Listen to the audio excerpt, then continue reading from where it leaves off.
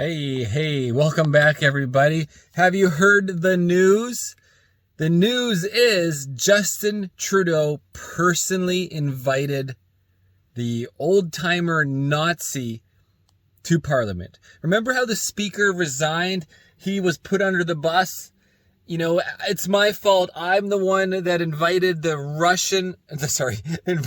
Nazi to Parliament. I did it. It was my fault. I didn't research him enough. It's all my fault. And he resigned. He quit. He forced resignation, right?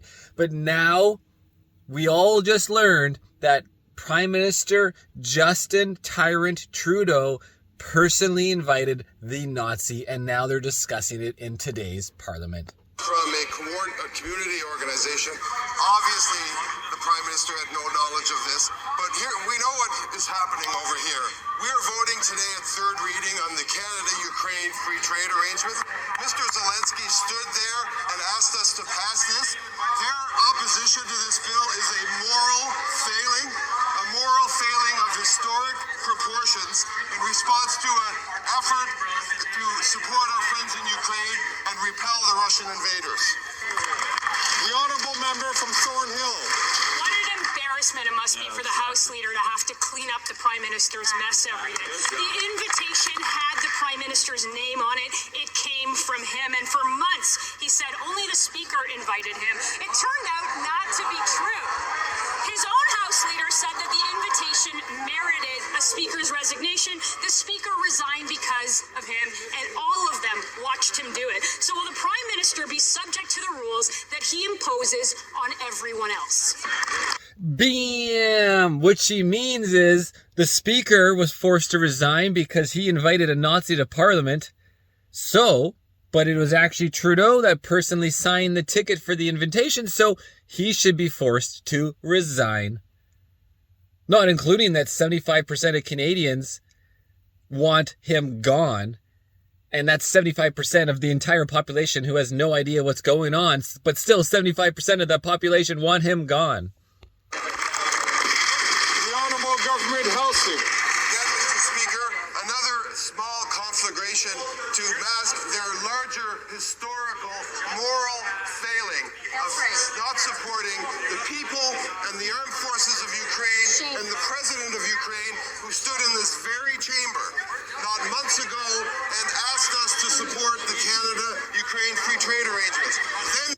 Just making sure everybody watching, you guys all know Zelensky is not supporting democracy. He actually canceled the elections. He's like, oh, we're in wartime. We're not having elections. No, we're not having elections. Also, that the Ukraine military has been bombing, performing genocide on the Russian ethnic people in eastern Ukraine, in the Donbass region, for the past decade, since 2014. There was a coup in 2014 instigated by Victoria Nuland and her posse of the government of the USA to put in a puppet regime leader that is friendly to the USA and not friendly to Russia. And since then, they've been bombing the Russian ethnic people who have lived in Ukraine because the USSR was broken up, and obviously there was Ukrainian or Russian people in Ukraine. Anyways, back to the story. They voted against Operation Unifier and support for our troops that once again supports Ukraine. What is next, Mr. Speaker? And why will they not stop trying to hide their moral failings? There are several experienced members of this House who do know that their time to speak will be recognized by the chair when they are supposed to speak. Otherwise, I ask you, please, to allow questions and to... By the way, if you guys haven't been paying attention, do you recognize this speaker? Do you remember him as an MP of the Liberal Party who was always coming up and having to talk about this or that? He was actually did his own ethics violation by...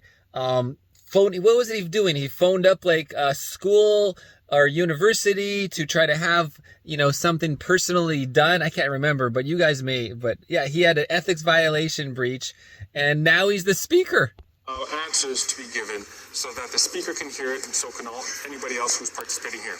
The honourable member from Charleswood, St. James, Assiniboia, Headingley. Thank you, Mr. Speaker. And that was a shameful answer from that member, Mr. Speaker. Another day, another international embarrassment.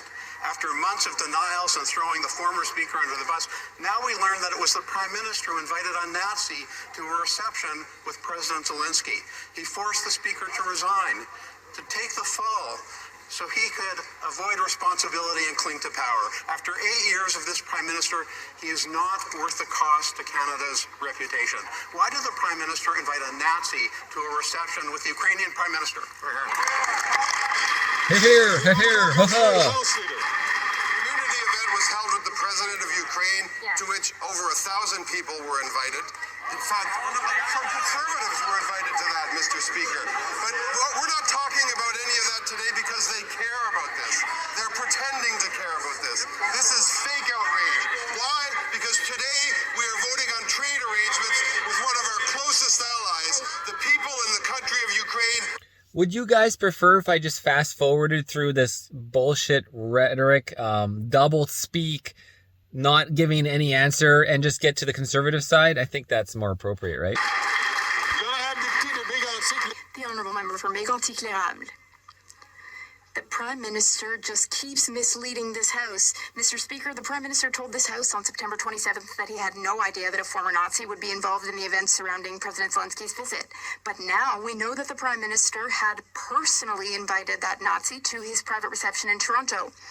He said that the Speaker of the House should resign for inviting a former Nazi to the House of Commons. After 8 years, Mr. Speaker, the Prime Minister's relationship with the truth is pretty skewed. Will the Prime Minister apply that same standard to himself and ask himself to resign? Yes. The Honourable Ask yourself to resign. It's going to be who's responding. We might fast forward this. Government House Leader. Mr. Speaker, Yeah, let's fast forward. Mr. Speaker, there's been a breakdown in law and order in this country. Over the last 8 years, auto thefts are up 34%, violent crime 39%. Canada has become a foreign interference playground for the PRC, for Iran, and for Russia. And behind all of this is organized crime, money laundering, and terrorist financing. In fact, in a U.S. indictment unsealed last week, Iran hired 2 Hells Angels members in British Columbia as assassins. When is this government going to get serious about crime in this country and start protecting Canadian citizens? Where have I been? I haven't heard about this news at all. This is news to me, guys. You know, and it goes to my previous stories about corruption. You know, why is the USA and Canada and G7 countries, why are they eating themselves from the inside out? Why is the virus trying to kill its own host, right? And essentially corruption, massive amounts of corruption. We've never seen this amount of corruption before. And who is corrupting all of these politicians, all these lawmakers, all these judges, and these possibly even the elites? Some of them are being corrupted and not the originator of it. Where's the corruption coming from? What is the link to COVIDism? What is the link to China? The beginning of COVIDism, right? Nobody's talking about that. What is the origin of the corruption? Who is buying people off? Justice and Attorney General for Canada. Mr. Speaker, I've got a lot of respect for the member for Wellington Halton Hills, but I ask him to reflect seriously on the vote he's going to cast on the fall economic statement. The fall economic statement deals directly with the money laundering that is fueling organized crime. We know that auto theft and so many other crimes right now are being committed and orchestrated by organized criminals. We have the ability to get tough on their financing structures and break down those organizations. That member hopefully has the rectitude to address that issue and vote against his leader's instructions and vote in favor of the fall economic statement.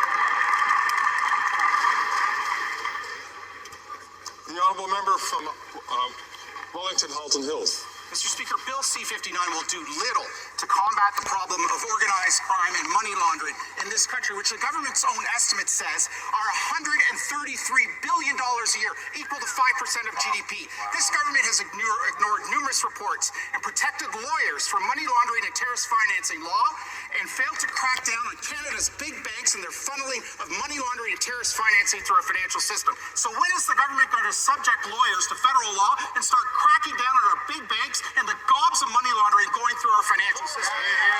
Hear, hear, hear, hear. The Honourable Minister of Justice and Attorney General for Canada.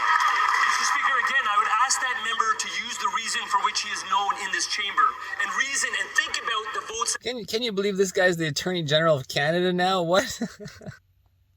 The Honourable Member for Rivière-du-Nord. Mr. Speaker, the three Federalist parties voted against requiring bilingualism for commissioners reviewing miscarriages of justice. The Liberal Parliamentary Secretary and the NDP justified abandoning bilingualism because it would hinder the high... The honourable member from Miramichi Grand Lake. Mr. Speaker, after 8 years of soft on crime policies, this Prime Minister has created the auto theft crisis. According to the Liberal government's own news release, in New Brunswick, car thefts have spiked by 120%. It's time to stop the crime. Will the Prime Minister reverse his soft on crime, catch and release policies that have caused the auto theft crisis? The Honourable Minister for Public Safety. Mr. Speaker, our government obviously takes the increase in auto theft extremely seriously. For those that don't know, the crime is skyrocketing in Canada. And of course, it's also skyrocketing in Portland. It's skyrocketing in San Francisco, LA, San Diego, all these, typically all these Democrat areas, that are soft on crime. So when there's no punishment for crime, criminals are going to do it knowing like, well, you know, what's the worst I'm going to get is a slap on the hand. My reward is this what I steal, or this what I do, or this person I injure, or this person I assault, or worse, attempted murder. So there's no punishment. It's if they even are arrested, they're released. Rest and release and give them their drugs back. This is true stories. You can read about it. This person was arrested for vandalizing people's cars, going crazy in the street, and they arrested this person in Kelowna, this woman, and I mean, she's destroyed property, people's property, right? Out of control, for no reason. And they arrest her. She has fentanyl. She has crack on her, a mixture of all three of these, a bunch of things. And they release her in 4 or 5 hours and give her her drugs back. And then these same people that are doing these crimes of theft, they have actually, it was like I don't remember the numbers. I'm just going to throw it out there, but it's say the same 2,000 people in Canada that are always doing these crimes were arrested 200 times in a year. It's like literally the same people are being arrested almost every second day of the year or more. And so that just, there's no stopping it. You need to be hard on crime. Nobody should be committing crimes, especially on your own fellow citizens. You know, we all Walmart and all these big corporations are all stealing from us, and the government too. But what's really important is don't steal from your fellow citizen. That's why we have invested in a very significant way in the Border Services Agency and the RCMP. They'll just throw more of our money at something, but with no real policy to fix it. To deal with this issue. Yeah. The honourable member from Miramichi Grand Lake. Mr. Speaker, the results are in after 8 years. There were 5 agents working at one port. 5 people. This Liberal government has let organized crime run rampant in Canada.